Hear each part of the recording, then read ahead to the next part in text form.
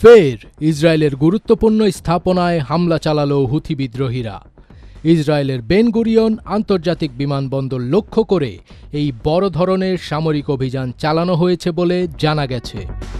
এই আক্রমণে বিমানবন্দরটির কার্যক্রম সম্পূর্ণ বন্ধ হয়ে গেছে এবং বিমান চলাচল সম্পূর্ণ বন্ধ রয়েছে। এই হামলার সময় লক্ষ লক্ষ ইসরায়েলি আশ্রয়কেন্দ্রে যেতে বাধ্য হয়েছেন। এই সময় বিমানবন্দর ও তার আশেপাশের এলাকা জুড়ে আতঙ্ক ছড়িয়ে পড়ে। লোকজনকে ছোটাছুটি করতে দেখা যায় ঠিক সেভাবেই যেভাবে ইসরায়েলের হামলায় দিকবিদিক ছোটেন নিরীহ গাজাবাসী।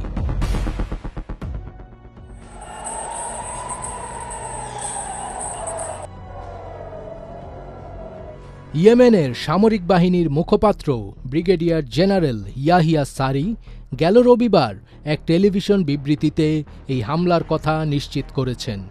তিনি জানান, গাজার নিপীড়িত ফিলিস্তিনি জনগণের সমর্থনে গণহত্যার বিরুদ্ধে এবং ইয়েমেনের উপর ইসরায়েলের আগ্রাসনের প্রতিশোধ হিসেবে এই অভিযান পরিচালনা করা হয়েছে।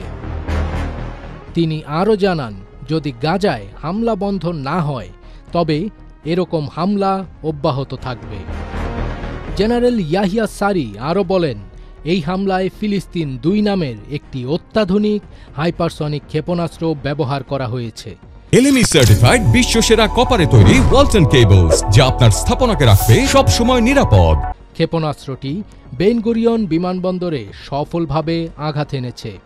এতে বিমানবন্দরের আকাশপথ সম্পূর্ণ বন্ধ হয়ে যায় এবং লক্ষ লক্ষ ইসরায়েলি নাগরিককে সাইরেনের সতর্কবার্তা শুনে দ্রুত আশ্রয়কেন্দ্রে নিতে হয়।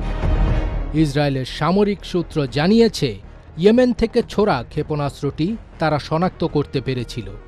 এর পরপরই ইসরায়েলের বিভিন্ন শহরে, যার মধ্যে তেল আবিব এবং আল কুদস রয়েছে, জরুরি সাইরেন বাজানো হয়।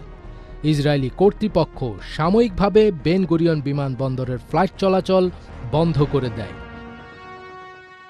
গণমাধ্যমের সূত্র অনুযায়ী ক্ষেপণাস্ত্র হামলার সতর্কতা প্রায় ২০০টিরও বেশি স্থানে সাইরেন বেজে ওঠে। ইসরায়েলের সামরিক সম্প্রচার মাধ্যম জানিয়েছে, গত ৫ মাসে ইয়েমেন থেকে ইসরায়েলের লক্ষ্য করে ৭০টি ক্ষেপণাস্ত্র ছোড়া হয়েছে, যা প্রতি ৪৮ ঘণ্টায় একটি করে। হুথিরা ইসরায়েলে হামলার পাশাপাশি লোহিত সাগরে ইসরায়েলের বন্দরগামী জাহাজেও প্রতিনিয়ত হামলা অব্যাহত রেখেছে।